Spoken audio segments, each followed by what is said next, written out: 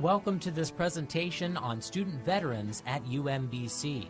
The purpose of this presentation is to give faculty and staff a bit of perspective on the student veteran experience, some facts about student veterans, and information specifically tailored to veterans on UMBC's campus.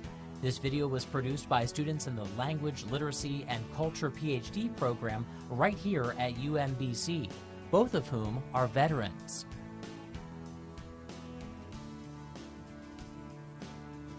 When we talk about student veterans, who exactly are we talking about? We are taking a more liberal position than the federal government and define student veterans as any member of the UMBC community who is currently enrolled in classes and has served or is currently serving in the United States military. So while this includes students who served during the most recent wars, it also includes those who were military before 2002 and those who joined the military after 2011. Student veterans could have been active duty, reservists, or members of the National Guard.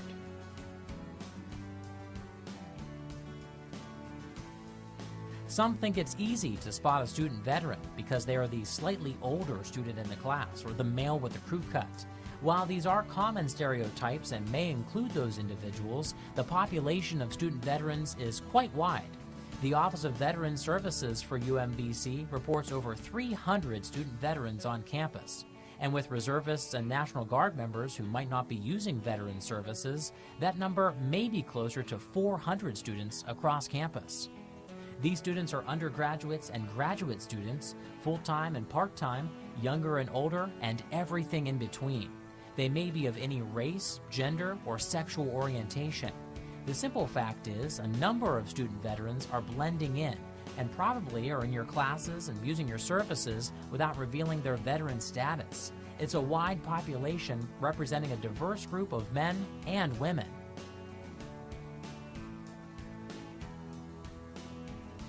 Initial training in the armed forces prepare members of the military for intense training, so the student veteran is no stranger to the classroom. All branches of the military focus on issues of attention to detail, so expect most student veterans to understand your syllabus top to bottom. It outlines your expectations and their objectives for the course. Understand that a lot of the pretext of the military relies on explicit instruction. Very much it means what it says. Many instructors have noted that student veterans don't necessarily ask a lot of questions about assignments or for extra clarification. This is not a stereotype, but a byproduct of military education. The concept of a need-to-know philosophy extends for many student veterans outside of their military experience.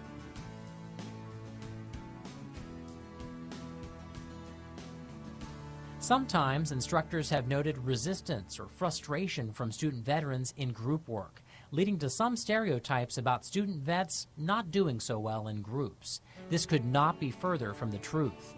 Cooperative work is a cornerstone of the military experience. Whether it is with a squad, a platoon, a flight team, a company, or other configurations, the military instills in its members a sense of the value of group work and an understanding that the individual succeeds when the group succeeds. Many student vets take that belief to heart. The difference can lie in the implementation of groups. Most military group work involves a clear chain of command, with someone formally in charge due to appointment or rank.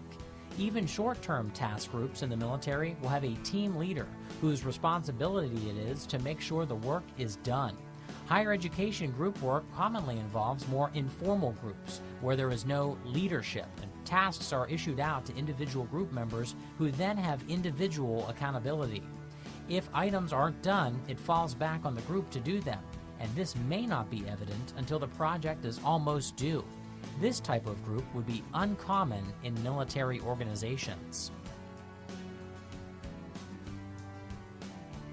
If a student veteran comes to you with an issue about a group, it isn't that she's not loyal to the idea of the group, but a concern that others aren't upholding their responsibilities.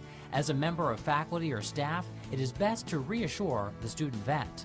Encourage her that there's nothing stopping her from taking a more direct role in following up with her teammates. It isn't pushy if the work gets done, and a good grade is earned. Lastly, recognize that the group work experiences that the student vet may have had are quite different from the ones that most of her classmates may have experienced, and all parties need to adapt.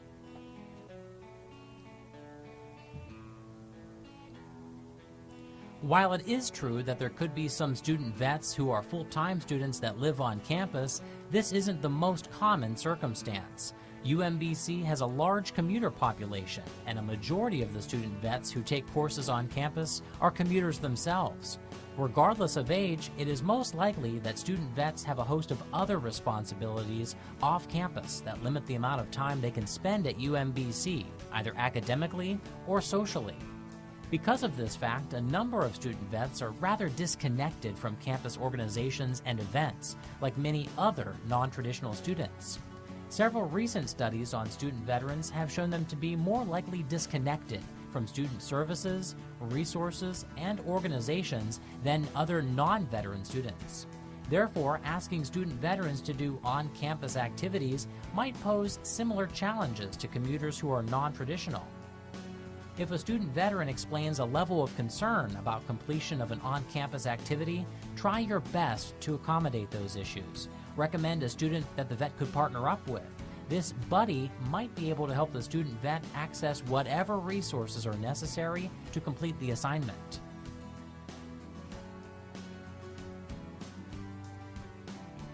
Some recent studies and articles talk about student veterans wearing social camouflage, meaning that many student veterans are not revealing themselves to other students or faculty as former or current members of the military.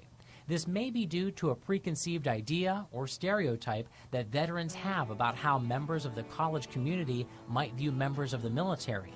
Some student vets have reported feeling uncomfortable in class when either professors express anti-military beliefs or other students express these beliefs and instructors do not modulate them. It is important to know that many of the student veterans who are in your classes or use your services are not out to you. So sometimes harsh statements about the military may be affecting someone who hasn't identified themselves. As members of the UMBC family, it is our responsibility to encourage a welcoming environment free of judgment or criticism of individuals or groups. It is fair and fine to have opinions about the military, as many members of the community do. But the classroom should be as fair and balanced as possible, allowing for equality and tolerance in the discourse.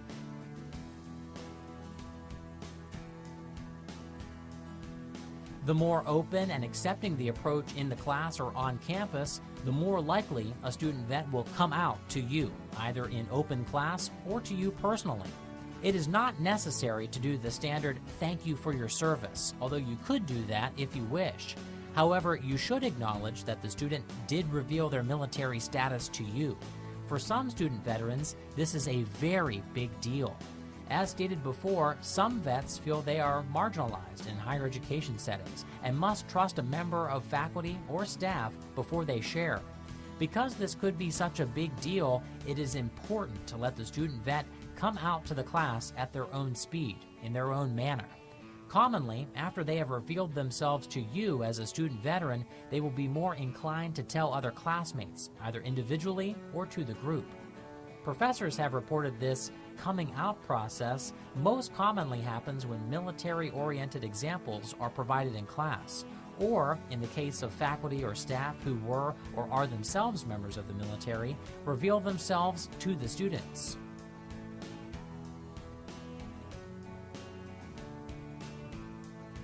A great deal of national press has been made about post-traumatic stress disorder and veterans. Many in the field of education are fearful of issues of triggers and how certain topics will affect their students. This is a growing concern of educators of student veterans who recognize that social camouflage may prevent students from revealing their veteran status, and some topics may cause a trigger for students, unbeknownst to the instructor. The United States military is highly aware of the possible issues that result from deployment or involvement in war and is aggressively screening its members for signs of post-traumatic stress disorder. Many students who have triggers related to PTSD have reported them to the Office of Disability Services and will provide paperwork to instructors about what those triggers might be. Don't assume that PTSD is an issue just because a student veteran is in your class. It is highly likely this isn't a concern.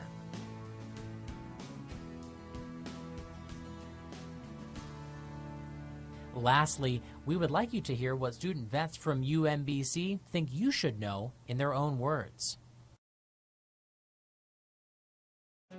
Remember that while we vets may share common characteristics such as being highly responsible or detail-oriented, we're not a monolithic group. We are diverse individuals from various backgrounds with different life experiences. So when you ask for my opinion, I would be happy to give it, but I can't speak for all vets. Veterans appreciate directness. We respond best to clear goals and don't want to be coddled or handheld. However, veterans probably won't ask for help, even if we're struggling, because we want to maintain that stoic image. So a professor should be ready to approach a veteran if it seems like he's having a problem, but shouldn't be too proactive. Don't assume there's a problem until there is one. Don't be offended if we want to sit with our backs to a wall or with a clear viewpoint to the door. We're taught to have situational awareness, so a threat could come from anywhere. That as members of the military, the way we are taught isn't the way students are taught in college. In some ways, it is easier for us, but in some ways it is completely different. Bear with us, because we are taught to learn by doing. So sometimes we don't ask questions before we start.